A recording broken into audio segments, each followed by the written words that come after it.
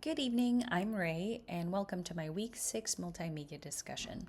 Today, I'll provide an example scenario that discusses where government entities and the private sector diverge.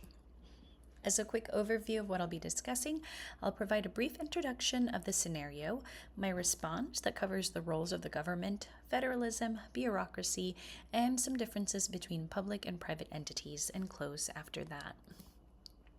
In this fictional scenario, I am the assistant city manager for the fictional city of Happy, and the city manager just approached me and said, "We need to run the city more like the private sector." I would approach this proposition from a few different angles. First, it's important that I gain context about where his line of thinking is coming from. Is this a situational problem? Could this proposition have arisen because of, say, a recent change in council members? In thinking about the garbage can theory, what are the factors, the individuals, the problems that are going into the garbage can?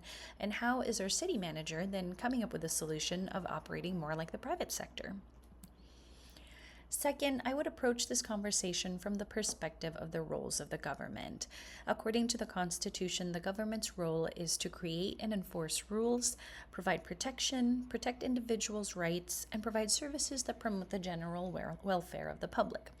Under the Constitution, there is a separation of powers and a system of checks and balances that ensure that no one branch or entity becomes too powerful. I would also discuss the concept of federalism. As a local city operating under various government codes, municipal codes, state laws, and federal regulations, a city operates differently than a private sector.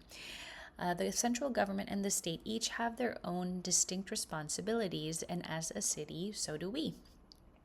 I would also discuss the government structure as it relates to its bureaucratic systems. As Max Weber outlined it, bureaucracies operate with a focus on division of labor, an organized hierarchical structure with rules and regulations.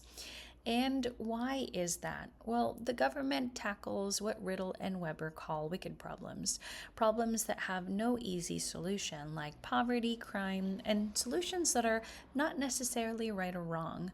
Contrast that with a private sector where efficiency and productivity are the main goals, and they are, for the most part, measurable. Well, maybe my city manager is talking about this because of the recent change in city council members. And this is one difference between the public sector and the private sector. The government and its administrators are subject to the changes in politics. According to Wilson's dichotomy, the work of administrators are not the same as the work of politicians. Even though this might be the case, so often politics can influence the work of administrators. Who's elected, when they're elected, what their platform is built on can change the work of administrators. And herein lies another difference between public and private. According to Graham Allison, time perspectives between these two types of entities are different. Private companies can focus on long-range projections targeted towards growth and innovation, but the government time horizon is dependent on the political calendar and political environment. Further, Paul Appleby talks about the differences between public and private entities. One of the factors he discusses is that public officials have a sense of responsibility to the public and are held under greater scrutiny due to the nature of their work. As such, they're held to a different set of standards. And those are just some of the differences between the public entities and the private entities. And that's a brief presentation on the approach and the theories that I would discuss with my city manager if presented with this proposition. Thank you so much for listening, and I look forward to getting your feedback.